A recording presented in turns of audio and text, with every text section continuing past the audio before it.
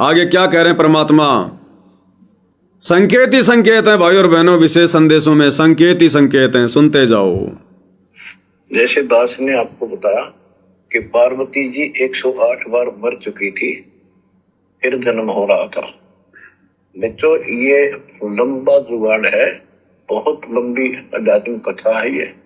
जैसे ईव आप जो सत साधना कर रहे हो शास्त्रों में, इससे आपके 100 से भी ज्यादा जन्म मनुष्य हो सकते हैं। बीच में मान ले तुम खंड कर देते हो 5-7 साल के बाद, लेकिन आगे सतगुरु नहीं बनाते या दुर्गति में क्यों रहेगी। एक प्रमाण आता है महाभारत के अंदर कि धृतराष्ट्र और पांडव 2 भाई थे।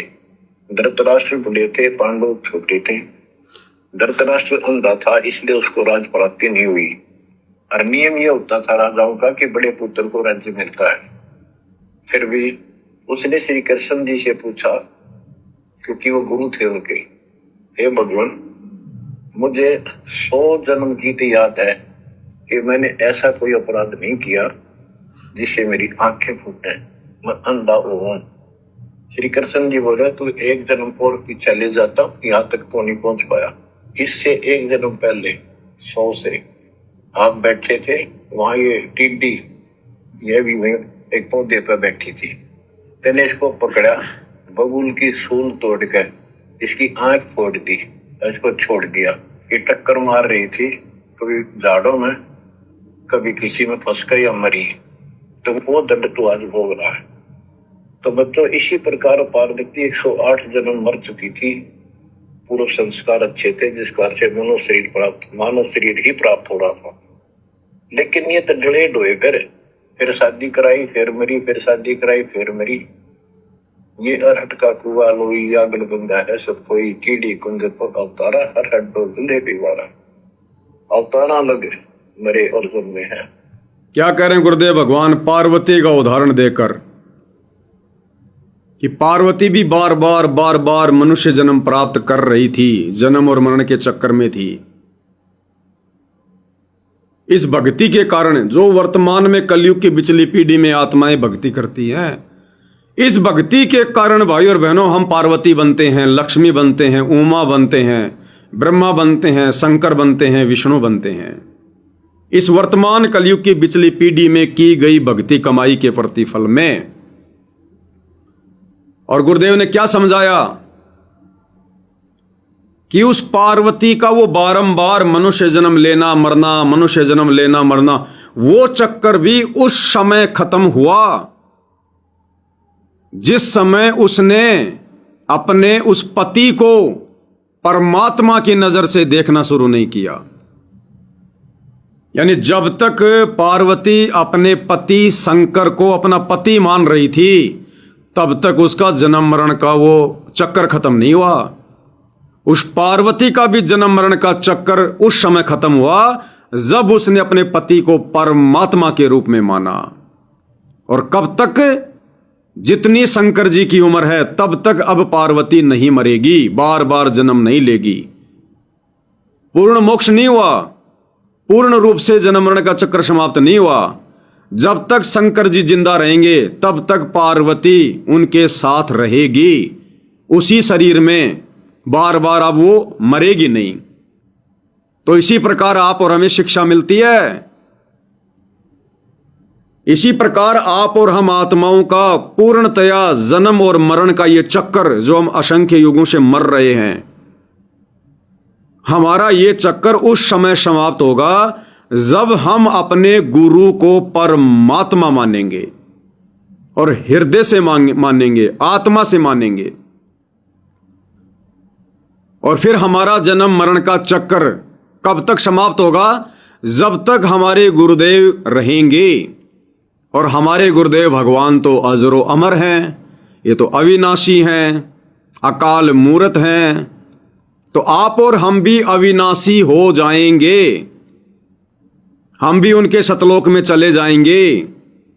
हमें परमात्मा अविनाशी पद प्राप्त करवा देगा। और जब तक हमारे गुरुदेव भगवान रहेंगे तब तक हम भी रहेंगे। और गुरुदेव भगवान सदा रहेंगे, हम आत्माएं भी सदा रहेंगी। एक सत्संग में गुरुदेव भगवान ने क्लियर किया कि बच्चों, इस आत्मा को, जिस आत्मा को परमात्मा ने उत्पन्न कर दिया अपने शब्द से, कभी किस समय, हमें जो सृष्टि रचना गुरुदेव सुनाते हैं उसका कोई आदि नहीं है, उसकी कोई शुरुआत नहीं है। उस समय गुरुदेव ने हमें सतलोक में उत्पन्न किया था अपने शब्द से। यह बात अलग है कि हमने गुरुदेव के मुख से जो ये ज्ञान सुनना शुरू किया है, किसी ने 10 साल से, किसी ने 20 साल से, किसी ने 2 साल से, और पहली बार हमने ये सुना है तत्व ज्ञान सृष्टि रचना, तो भले ही हमें लग रहा है कि जैसे हम कोई 200-400 साल पहले ही सतलोक से आए हैं, लेकिन भाइयों और बहनों, इसकी शुरुआत नहीं कही जा सकती। इतने लंबे समय से परमेश्वर ने सृष्टि को रचा हुआ है, आप और हम आत्माओं को उत्पन्न किया हुआ है, और इतने लंबे समय से आप और हम उस कर्म की सजा भोग रहे हैं, जो कर्म, जो गलती, गुरु के वचन की अवहेलना करके, उनकी आकाशवाणी को हल्के में लेकर आप और हमने उनका वचन तोड़ा था, उल्लंघना की थी, तब से हम यहां काल के लोक में कष्ट उठा रहे हैं। तो गुरुदेव भगवान कह रहे हैं कि अब जो अपने गुरु को परमात्मा मानकर आजीवन मर्यादा में रहकर इस भक्ति को पूरा करके जो सतलोक चला जाएगा, वो आत्मा अविनाशी कहलाएगी, अजरो अमर कहलाएगी। उस आत्मा का कभी विनाश नहीं होगा। आत्मा को परमात्मा ने अविनाशी बताया। यहां हम इस शरीर में बंद कर जन्म रहे, मर रहे हैं, ये शरीर मर रहा है, आत्मा नहीं मर रही है। आत्मा दूसरा शरीर धारण कर लेगी। आत्मा तो परमात्मा ने उसी दिन अविनाशी बना दी थी जिस दिन सतलोक में उत्पन्न किया। अब यदि परमात्मा आत्मा को सदा के लिए समाप्त कर दें तो फिर उनका वचन टूटता है कि उन्होंने फिर आत्मा को अविनाशी क्यों कहा। यानी बहुत सारे लोग ये शंका पैदा कर देते हैं कि भाई अब यहां से सतलोक जाने के बाद तो फिर परमात्मा आत्मा को समाप्त कर देंगे, सदा सदा इसका जो दुख है, जो चक्कर है, वो समाप्त कर देंगे। तो गुरुदेव ने बताया कि आत्मा का जो दुख है वो केवल इस 21 ब्रह्मांड में है, क्योंकि आत्मा को काल ने शरीर में बांध दिया, पाप और पुण्य के जाल में बांध दिया, कर्म और कुकर्मों के इस भ्रम में डाल दिया। तो आत्मा जब तक 21 ब्रह्मांड में है तब तक इस शरीर के साथ में बंद कर सुख और दुख का अनुभव कर रही है। जब ये आत्मा यहां से मुक्त हो जाएगी, सतलोक चली जाएगी, फिर गुरुदेव ने बताया कि सतलोक, अलखलोक, अगमलोक और अनामी लोक, ये 4 लोक जो परमात्मा ने रचे हैं, इन लोकों को परमात्मा ने अविनाशी की संज्ञा दी है, अविनाशी। और उनमें रहने वाली आत्माओं को भी परमात्मा ने अविनाशी कहा है। अब यदि परमात्मा उन लोकों को कभी समाप्त करे या उन आत्माओं को नष्ट करे तो फिर अविनाशी शब्द की अवहेलना होती है। तो गुरुदेव ने बताया कि बच्चों, अब तुम्हारे पास में मौका है। जितने कष्ट तुम लोगों ने भोगने थे उस गलती के कारण तुमने भोग लिए, और अब यदि तुम संभल जाओगे और अपने बाप के साथ वापस सतलोक चले जाओगे, फिर वहां जाने के बाद तुम आत्माओं का उस समय तक अस्तित्व रहेगा जब तक तुम्हारे गुरु का रहेगा, तुम्हारे कबीर भगवान का रहेगा। और कबीर भगवान अविनाशी है, उनका अस्तित्व कभी समाप्त नहीं होता। आत्मा का भी कभी अस्तित्व समाप्त नहीं होगा। आत्मा केवल ऊपर के अजरो अमर लोकों में, अविनाशी लोकों में अखंड सुख भोगेगी।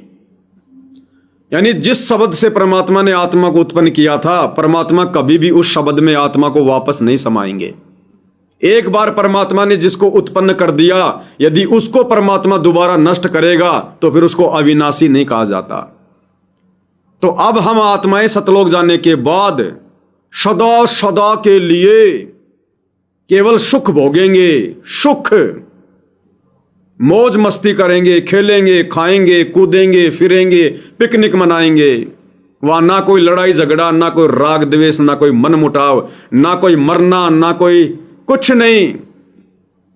गुरुदेव कहते हैं जैसे समुद्र के बीच में जाने के बाद पानी के अलावा कुछ भी दिखाई नहीं देता, इस प्रकार सतलोक में जाने के बाद आनंद के अलावा और कुछ भी दिखाई नहीं देगा।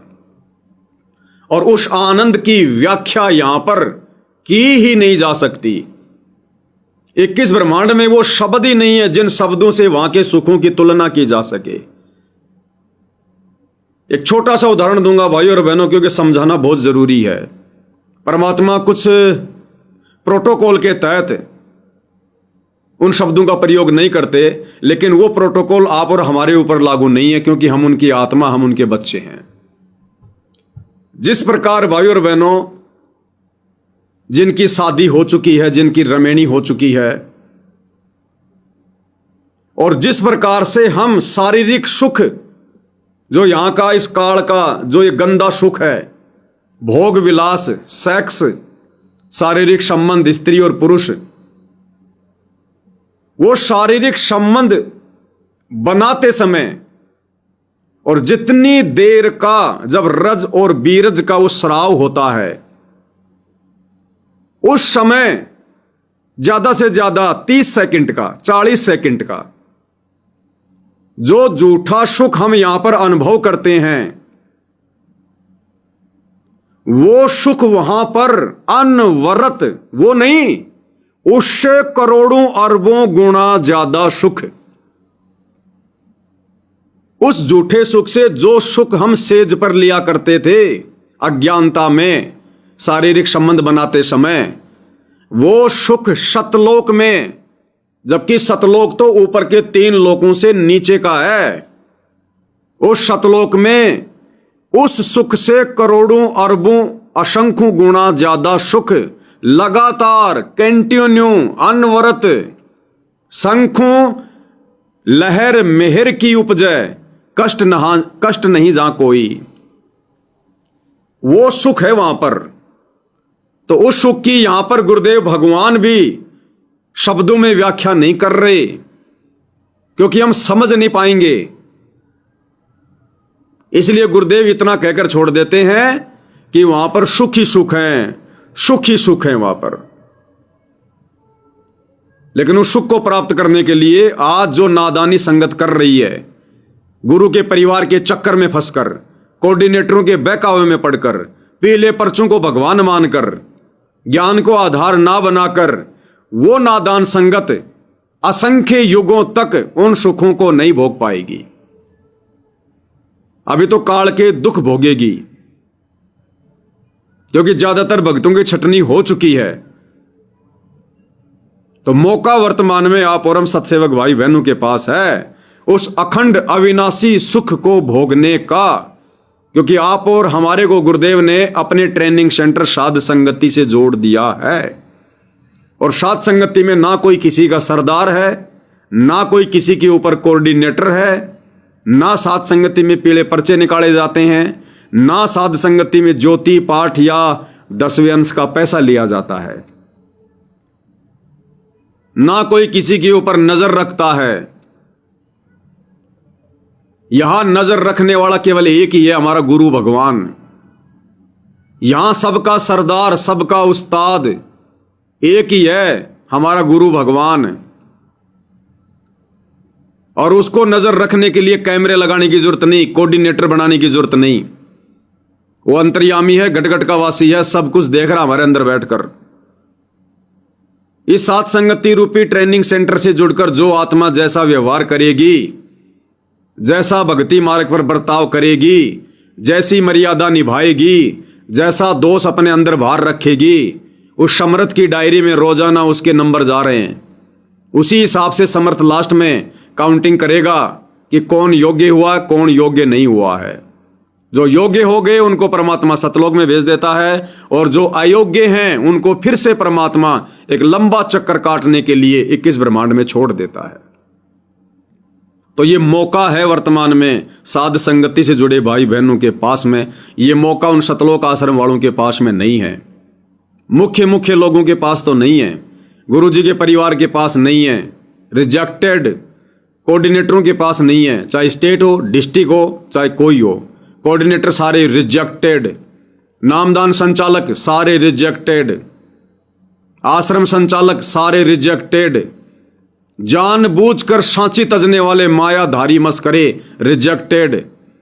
जो नादान संगत है, जो आम भगत बेचारे दूर दूर से आते हैं, उन भक्तों को अभी मौका है साथ संगति से जुड़कर मर्यादित भगत बनने का, लेकिन कब तक? जब तक गुरुजी हिसार जेल से बाहर नहीं आ जाते। जिस दिन गुरुजी हिसार जेल से बाहर आ जाएंगे उसके बाद में मौका नहीं है।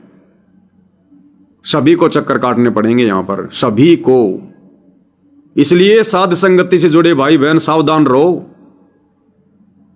अगर जरा भी गलती गुरुदेव भगवान ने देखी, ऐसा उठा के पटकेगा परमात्मा, ऐसा उठा के पटकेगा। उन आश्रम वालों का फिर कभी हो सकता जल्दी नंबर आ जाए, लेकिन साध संगति से जुड़कर जो आत्मा वर्तमान में बकवाद करेगी उन आत्माओं का नंबर नहीं आएगा। क्योंकि जो नादान बच्चा होता है वो अगर माता पिता की गोद में पेशाब कर दे, माता पिता उसकी पिटाई नहीं करते, पता है कि नादान है, भोला, इसको पता नहीं है। और जो बच्चा समझदार है, भले बुरे का पता है कि पेशाब कहां करना चाहिए, वो यदि माता पिता की गोद में पेशाब करेगा सबसे पहले वो थप्पड़ खाता है, थप्पड़। तो साध संगति से जुड़ी आत्माओं को गुरुदेव ने समझदार बना दिया है। अब यहां नादानी के लिए कोई जगह शेष नहीं है। अगर ज्ञान समझ में आ गया तो संघर्ष करना पड़ेगा। संघर्ष के बिना हम भगत नहीं बन पाएंगे, भक्ति को परवान नहीं चढ़ा पाएंगे। तो अब हमने हर तरफ से सजग रहकर, सावधान रहकर इस भक्ति मार्ग पर आगे बढ़ने की जरूरत है। तो गुरुदेव कहते हैं पार्वती का भी वो जन्म मरण का चक्कर उस समय मिटा जब उसने शंकर को अपना पति नहीं बल्कि अपना परमात्मा माना। तो आप और हम भगत आत्माओं का ये जन्म और मरण का चक्कर ऐसे कैसे मिट जाएगा? गुरु के रहते सहते उस दाढ़ी मूछ वाली कबीर की फोटो को परमात्मा मानते मानते। यदि आप और हमने भी जन्म मरण का चक्कर समाप्त करवाना है तो आप और हमने भी अपने गुरु को केवल गुरु नहीं परमात्मा मानना होगा, कबीर भगवान मानना होगा। और भगवान के साथ फिर कैसा व्यवहार किया जाता है, भगवान के साथ कैसा बर्ताव किया जाता है। जैसे सतलोक आश्रम वाले दाढ़ी मूछ वाली नकली फोटो को भगवान मानकर जून के महीने में उसको भोग लगाते हैं, क्योंकि पता है कि भगवान को भोग लगता है। ये जब आश्रमों में 3 दिन का पाठ करते हैं तो दाढ़ी मूछ वाली कबीर की नकली फोटो को भोग लगाते हैं, चवर करते हैं, आरती उतारते हैं, क्योंकि भगवान को आरती उतारी जाती है, भगवान को चवर किया जाता है, भगवान को भोग लगता है। बस फर्क इतना है कि आश्रमों से जुड़े भाई बहन ओरिजिनल कबीर भगवान को ना पहचान कर, अपने गुरु को ना पहचान कर दाढ़ी मूछ वाली कबीर की फोटो को भगवान मान बैठे हैं। और जिन आत्माओं को समझ में आ गया वो आत्माएं अपने गुरु को परमात्मा मानकर फिर परमात्मा जैसे रिहर्सल कर रही हैं। तो जन्म मरण के चक्कर से सदा सदा के लिए मुक्ति पाने का जो कार्य है, जो सेवा है, वो साध संगति में शुरू है। इसके अलावा दूसरा मार्ग सतगुरु रामपाल जी का नहीं है। अब विश्वास ना करने वाले तो भाई सतगुरु रामपाल जी भी नहीं करते। जब सतगुरु रामपाल जी बार बार सत्संगों में कहते हैं कि बच्चों 21 ब्रह्मांड से बाहर निकलने का मार्ग केवल ये है, शास्त्र अनुकूल सत भक्ति ये है, एक परमात्मा की भक्ति का केंद्र ये है, तो ना मानने वाले तो भैया सतगुरु रामपाल जी का भी मजाक उड़ाते हैं, उनको भी पता नहीं क्या क्या बोलते हैं। इसी प्रकार जिनकी समझ में नहीं आ रहा वो भैया सतगुरु रामपाल जी के असली मोक्ष मिशन साध संगति का भगत होकर भी मजाक उड़ा रहे हैं। पता नहीं क्या क्या उपाधि देते हैं, ये गुरुद्रोही है, मनमर्जी की बात कर रहा है। उधर संत रामपाल जी को भी दुनिया यही कहती है कि देशद्रोही है, अपनी अपनी बातें कर रहा है, हमारे देव देवताओं की चुगली करता है, निंदा करता है। आश्रम वाले भी यही कहते हैं कि पवनदास तो हमारे भगवान कबीर साहब को फाड़ता है, उसकी फोटो फाड़ता है। तो बात वही है भाई और बहनों, अंतर कुछ भी नहीं मिलेगा आपको, अंतर केवल सोच का है, सोच का, ज्ञान का। तो जिस प्रकार सतगुरु रामपाल जी को और उनके सत मिशन को लेकर दुनिया वाले नहीं समझ पा रहे, इसी प्रकार सतगुरु रामपाल जी के वास्तविक रियल मिशन यथार्थ 13वें कबीर पंथ, सत सुकृत पंथ, साध संगति को अपनी अज्ञानता और नादानी के चलते उन्हीं के इन शतलोक आश्रमों से जुड़े हुए भाई बहन, उनका कलयुगी परिवार, ये कोऑर्डिनेटर नहीं समझ पा रहे। और ना समझ पाने के पीछे बहुत सारे रीजन है। संगत इसलिए नहीं समझ पा रही क्योंकि संगत में ज्ञान की कमी है, संगत ज्ञान को आधार नहीं बना पा रही, संगत सत्संग नहीं सुनती है तो चिंतन मनन नहीं करती सत्संगों के ऊपर गुरुजी कहना क्या चाहते हैं, उन संकेतों को समझने के योग्य नहीं है। और सतगुरु रामपाल जी का परिवार और ये कोऑर्डिनेटर ये थोड़ा थोड़ा समझते हैं, लेकिन इनके बीच में आ गया स्वार्थ। अब ये आश्रम कैसे छूटे? अब ये लोभ लालच जो कूट कूट के काल ने भर दिया इनके अंदर, ये करोड़ों का अरबों का दान जो प्रत्येक समागम में आ रहा है, अब ये कैसे छूटे? ये झूठी मान बढ़ाई जो इनको सरपंचों से मिल रही है, प्रधानों से मिल रही है, राजनेताओं से मिल रही है, ये कैसे छूटे? ये मान बढ़ाई का रोग जो लग गया। राज त्यागना सहज है, सहज नारी का ने, मान बढ़ाई ईर्ष्या दुर्लभ तजनाये।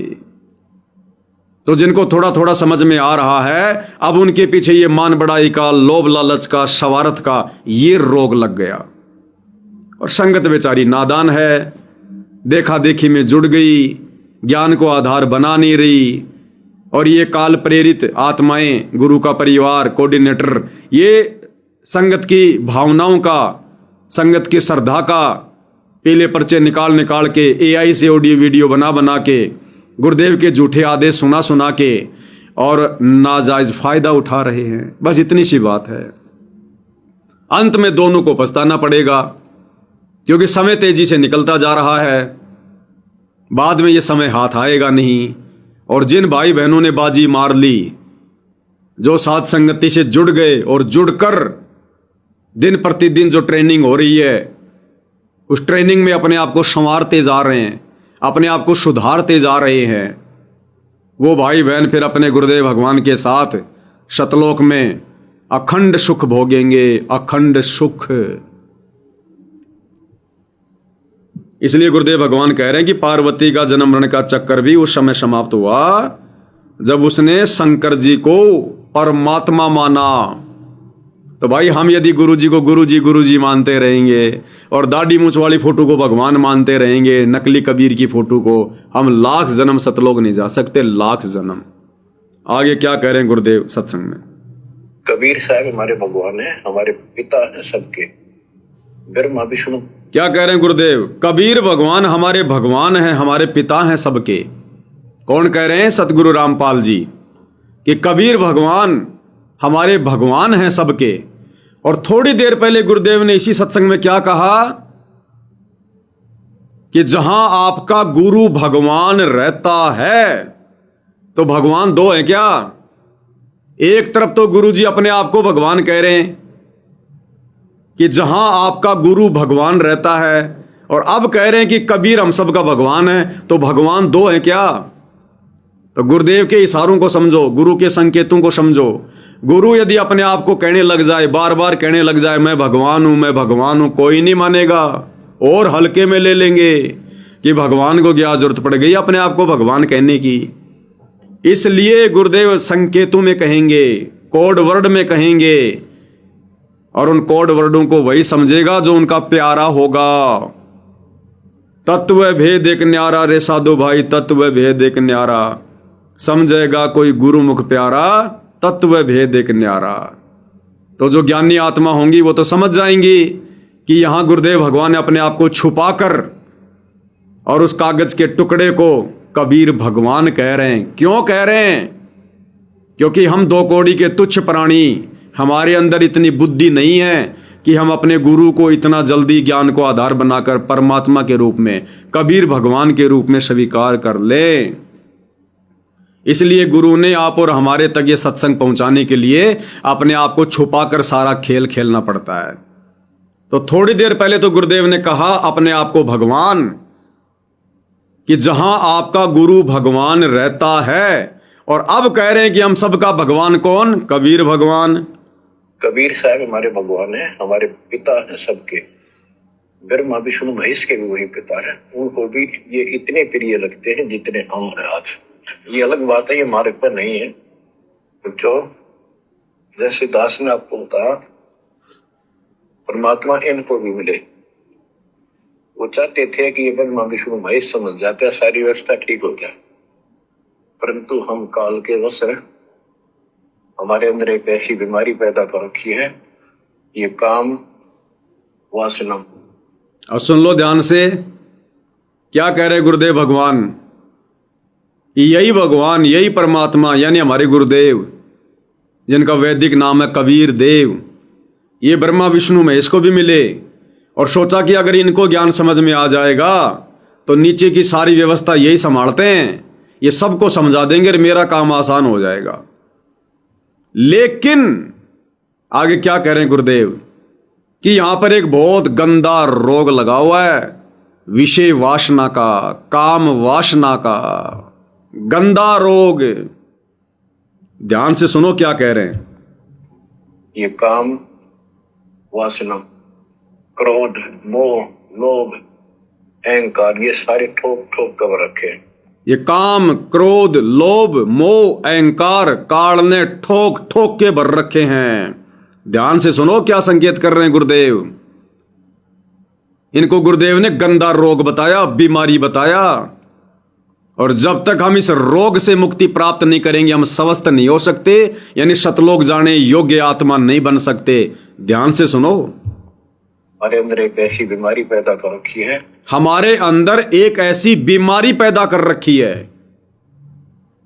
काम वासना। इसको गुरुदेव बीमारी बता रहे, बीमारी। और मूर्ख हैं वो भगत और वो बहन जो जानबूझकर सतगुरु से उपदेश लेकर और साथ संगति से जुड़कर बीमारी अपने आप को लगा रहे हैं। अरे कॉमन सेंस की बात है, गुरुदेव ने जिसे बीमारी की संज्ञा दी है, काम वासना को, विषय वासना को, और हम जानबूझकर बीमारी लगा रहे हैं। अरे समझदार आदमी तो बीमारी से छुटकारा चाहता है, और हम भगत होकर, दुनिया के सर्वश्रेष्ठ समझदार व्यक्ति होकर हम बीमारी को अपने आप को लगा रहे हैं, हम बीमारी के नजदीक जा रहे हैं। हम तो सामान्य व्यक्ति की श्रेणी में भी नहीं है, सामान्य व्यक्ति की श्रेणी में भी भगत बनकर सतलोक जाना तो बहुत दूर की बात है। क्या कह रहे हैं गुरुदेव, हमारे अंदर एक बीमारी है, बीमारी। काम वासना को बीमारी बताया, काम, क्रोध, लोभ, मोह, अहंकार, ये 5 बीमारियां हैं। आदमी स्वस्थ कब होगा? जब बीमारी दूर होगी।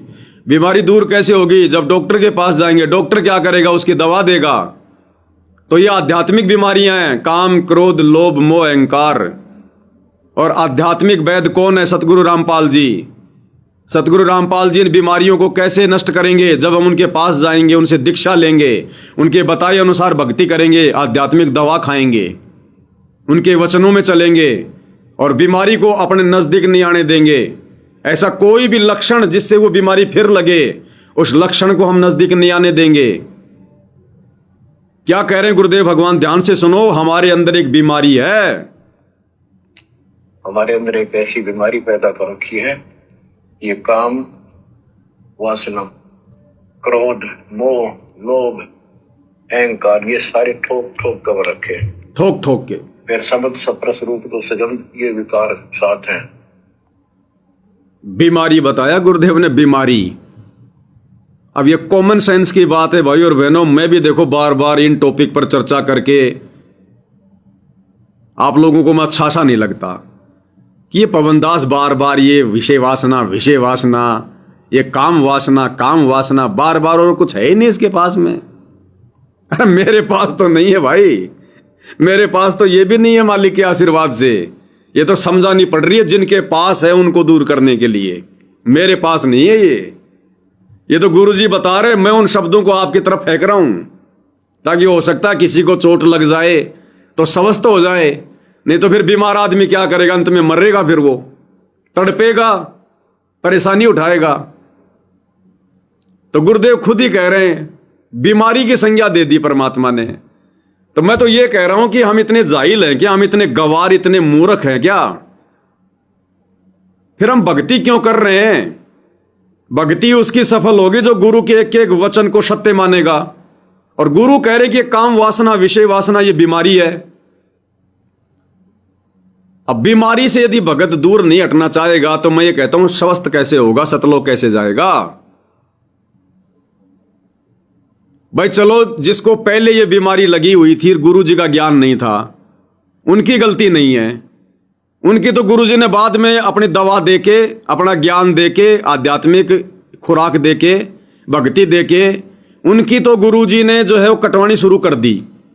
और जिन्होंने उस बीमारी को समझ लिया और जो उस बीमारी से दुखी थे, उनकी तो परमात्मा ने बीमारी दी काट। सत्सेवक भाई बहनों की तो अब जो उस बीमारी को नहीं कटवाना चाहता है तो गुरु जबरदस्ती नहीं काटेगा उस बीमारी को। डॉक्टर जबरदस्ती किसी का ऑपरेशन उसके घर पे आके करके नहीं जाता। डॉक्टर जबरदस्ती किसी बीमार के मुंह में दवा नहीं ठूसता। डॉक्टर के पास वो जाएगा जिसने बीमारी का ज्ञान हो गया कि अगर ये रोग मेरा नहीं कटा तो मैं तो मृत्यु को प्राप्त हो जाऊंगा, तो वो आदमी डॉक्टर के पास जाएगा। तो जिस भगत को ज्ञान सुनकर यह समझ में आ गया कि विषय वासना वास्तव में बीमारी है, रोग है, और ये रोग जरा सा लगा था उस काल के सतलोक में, उसी समय परमात्मा ने उठा के नीचे पटक दिया। ऐसी बीमारी वालों को परमात्मा सतलोक लेकर नहीं जाते। तो जिस भगत को ज्ञान हो गया वो क्या करेगा? वो तो बीमारी कटवाने का प्रयास करेगा। और अगर प्रयास करेगा, यदि विषय वासना से दूर होने का प्रयास करेगा, तो परमात्मा उस पर मेहर करेगा, उस पर आशीर्वाद बख्शेगा। ऐसे बैठे बैठे नहीं काटेगा परमात्मा। करते रहो आरती तीनों समय की आजीवन, करते रहो सुमरण। जब तक अंदर से भगत की इच्छा नहीं होगी इन कुकर्मों से दूर होने की, जब तक रह रह के भगत की आत्मा उसे नहीं कचोटेगी कि नालायक, ए मूर्ख प्राणी तू क्या कर रहा है, ए गधे इंसान, असंख्य युगों के बाद ये परमात्मा तेरे हाथ लगा है, ये तो ढूंढने से नहीं मिलता। लोग जंगलों में जा जाके, पहाड़ों में जा जाके, गुफा में जा जाके, घर परिवार छोड़ छोड़ के, शरीर को जिन्होंने नष्ट कर दिया, ये परमात्मा उनको नहीं मिला। और आज तेरे सामने साक्षात प्रकट है धरती पर। ए मूर्ख प्राणी, जो परमात्मा तेरे लिए सतलोक छोड़कर आ गया, तू उस परमात्मा के साथ सतलोक जाने के लिए इस बीमारी को नहीं छोड़ सकता। तो जिसकी आत्मा इतनी मजबूत हो जाएगी ना इस बीमारी को कटवाने के लिए, सतगुरु उसी की बीमारी काटेगा। दास ने आपको बताया नहीं था भाई और बहनों, जब मैं अपना दही बड़े का सामान लेके बेचने के लिए टेम्पो स्टार्ट करके घर से जाता था तो मेरी आत्मा रोया करती थी। बीच में मैं आंसू निकाल निकाल के रोता था। टेम्पो भी चलाता था और मैं रोता रहता था कि परमात्मा मुझे इस कुक्रम से दूर करो, मुझे इस कुक्रम से दूर करो। तब परमात्मा ने दया बख्शी थी। तुम सोचो वैसे सतगुरु काट देगा, नहीं कटेगी। सतगुरु ने ज्ञान इसीलिए दिया है कि देखता हूं कितनी आत्मा योग्य है, कितनी आत्मा रोग कटवाना चाहती हैं। उनमें से जितनी आत्मा रोग कटवाना चाहेंगी, सतगुरु उसी का रोग काटेगा।